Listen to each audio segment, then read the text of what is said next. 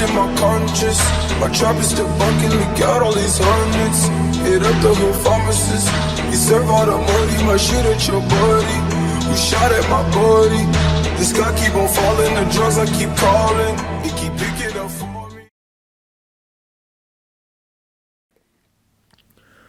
How you doing, ladies and gentlemen? This is Indeed Gaming here. I am in fact Mr. Indeed, and welcome to my channel.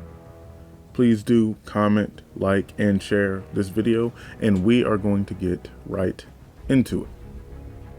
Now, there's been a lot of talk about Gotham Knights and the Red Hood, Nightwing, Batgirl, Tim Drake. Now we're going to talk about Batman, and we're also going to talk about the Court of Owls and the Talons, and kind of why I believe I kind of know what happened to Batman, why I believe he's still alive, and what may have led to that. Now, I will start this video by, well, not start the videos, our video's already started, but I will begin this part of the video by saying, if you do not want to be spoiled by anything that will possibly happen in this game, or anything that has to do with the Court of Owls or the Talons, which I'm not going to go too much into, but I am going to go into certain things that have to do with what I'm talking about and show some footage of certain things. So yeah, if you guys don't want to know those things, back out of the video now. Sorry. Now, the Court of Owls, the Talons. The Court of Owls is basically a underground, it's basically the Gotham City's version of the Illuminati. It's a bunch of rich families that have been rich and powerful in Gotham for hundreds of years, and they've been controlling Gotham from the shadows for that long, passing it down over and over. That's a vague explanation of them. Basically, think the Illuminati. Whatever you would expect the Illuminati to be, which I think most people would expect them to be a bunch of rich people who are controlling the world behind the scenes. That's the Court of Owls, but for Gotham City. And they do that by sending out talents. Now, they also do that with money, but when they can't use money, or when money isn't working the way they want it to and they need to get rid of somebody, they will send the Talons. The Talons are basically undead ninjas. For the most part, they're undead ninjas. They cannot be hurt. They cannot be, well, they can be stopped, but they can't be hurt. If they have limbs broken or something like that, they can fix them. If they are, I think they can, no, I don't think they can fight without a head. But they pretty much are undead. They're zombie ninjas for the most part. And I would say that this makes them among Batman's most dangerous enemies. And that's because when Batman fights them, he knows that he can kill them. Well, he can do things that would typically kill somebody. And that makes Batman more dangerous. But they're still very difficult for him to deal with.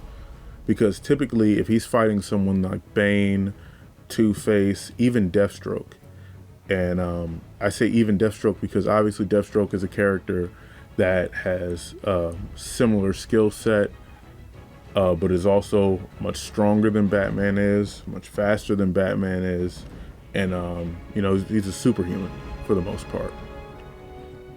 But even when he fights characters like Deathstroke, he is not trying to kill them, which means that he is holding back. He is holding back from doing things that would kill somebody.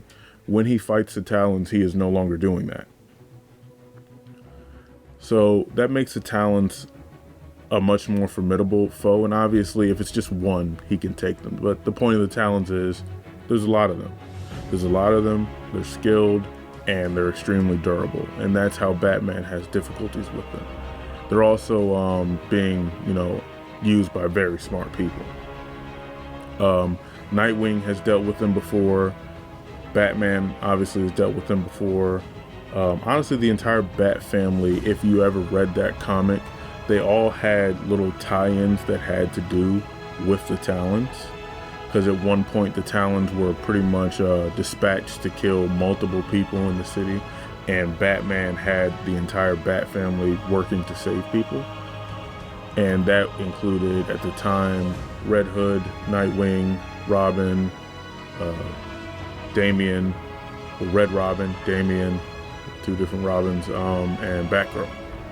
I almost want to say that Huntress may have been a part of it as well, but I'm not positive on that one. So they've dealt with him before.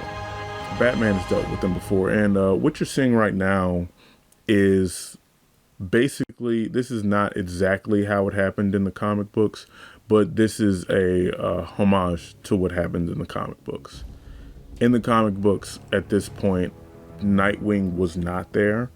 It was just Batman and Alfred, if I'm remembering correctly. And Batman was basically fighting this fight by himself.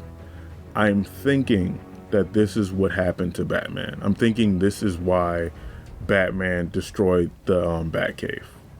I think the Talon army showed up to his home. I think he was on the verge of losing, or he knew it was possible that he could lose, and he blew up the Batcave. I'm thinking that is what happened. It'll be interesting to see if that's the case. One obvious hole that I could poke in that right now is that Alfred is obviously in this game. And if this scenario that played out like it did in the comic books, or like it is here, if this is a scenario that played out, Alfred would have been there and Alfred would have known. They've given no indication that Alfred is aware of that, of this, but it's also a possibility that that could be the case. Or it's also, I guess it's a possibility that for whatever reason Alfred wasn't there, but I doubt that. So that's a hole that I could kind of poke in this idea right now. But there's always a way that they could spin that Alfred wasn't there, or something like that. Or maybe Alfred got knocked out or lost his memory, some crap like that. But this is what I'm thinking happened to Batman. I can't imagine that Batman just destroyed the Batcave for no reason. I also don't think that Batman would destroy the say like he has some sort of failsafe that in the event of his death, the Batcave just gets destroyed. And the reason I don't believe that he would do that is because, one, Alfred still lives there, and I don't know how he would destroy the Batcave with a bomb without affecting the manor. And two, and probably the more important thing, is like, he has the Bat family. If he's gonna execute Plan Order Black or whatever the hell it was called in the trailer, it's like, if he's gonna do that, I don't see why he would destroy all the stuff he has in the Batcave, all the information he has in the Batcave. It just doesn't make any sense.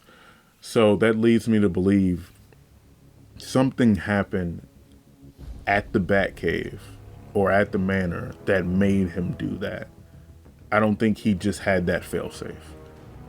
I'm thinking that this scenario we have playing in front of us right now is what happened. And I think that this is why he destroyed the Batcave.